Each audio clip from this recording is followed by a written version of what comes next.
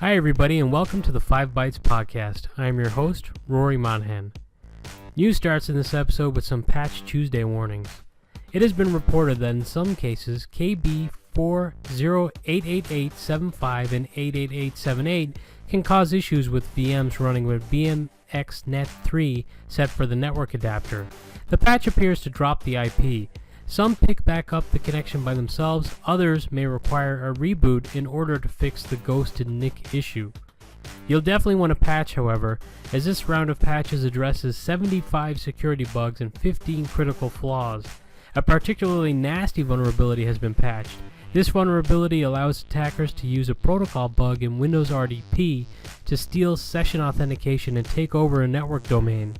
The advice for this is to patch and also make sure your Windows firewall is turned on. Before I get away from security vulnerabilities, there's also one to report on the macOS side. Ars Technica reported on a Mac calendar app which provides extra quote-unquote free features in return for using users' resources for cryptocurrency mining. It was reported that there's an option to disable the cryptocurrency mining. However, it was suggested that that option to disable it may not have been working. So if you manage Macs in your environment, you may want to consider looking at the various different apps that your users are downloading. Don't just trust that Apple's QA is going to pick up on absolutely everything. I mean, that probably goes without saying anyway. In some more Microsoft news, Microsoft have shared the fact that they have opened new data centers in Switzerland and the United Arab Emirates, as well as increasing Azure options for Germany and officially opening Microsoft Cloud in France, with services becoming available there in the near future.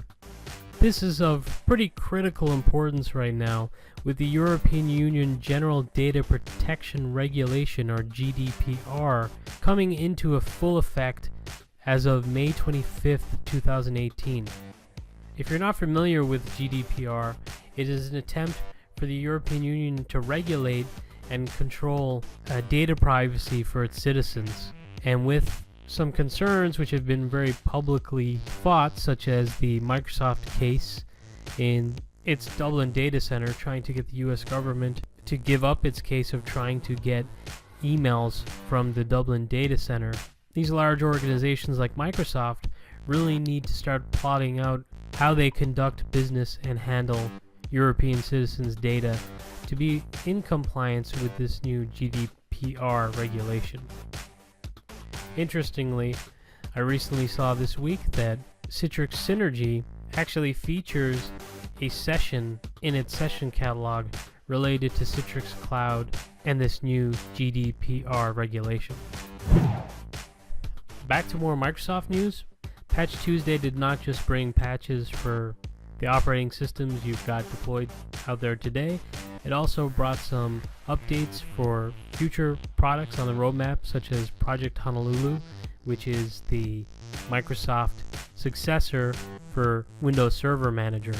This recent update has fixed 430 bugs in Project Honolulu version 18.03. It's added some new features like Azure Active Directory based access control, which allows you to use AAD identities to configure conditional access policies that require multi-factor authentication, device compliance, and more. There's also been many UI changes to allow for better customization and scaling of the dashboard. There's also been some updates to the remote server administration tools Insider Preview. Windows 10 Preview Build 17123 is also released, and Microsoft have confirmed Windows 10 Spring Update will be coming in April with 18 months of support. And in some other news, Let's Encrypt have now gone live with their site for providing free Wildcard certificates. This is awesome for bloggers. I have paid for certificates in the past for my own site. Now I have a free option in the future. If you have a site, it's definitely worth checking out, as Google have started to penalize sites which are not encrypted in their search results. Numecent this week released Cloudpaging 9.1 with enhanced data roaming capabilities for non-persistent VDI and desktop as a service. Also featured is enterprise portal integration with Numecent's hosted service for on-premises, cloud-based, and hybrid customers. And probably the biggest feature, at least in my opinion, is SCCM integration. So you can now deploy your cloud paging applications from SCCM natively, just like you would for any other application type within the SCCM console. For anybody using Citrix who also has Sophos in their environment, there's been multiple reports of people having issues on their Citrix VDA machines after installing the latest auto update of Sophos' antivirus software. It appears it causes significant delays when launching applications.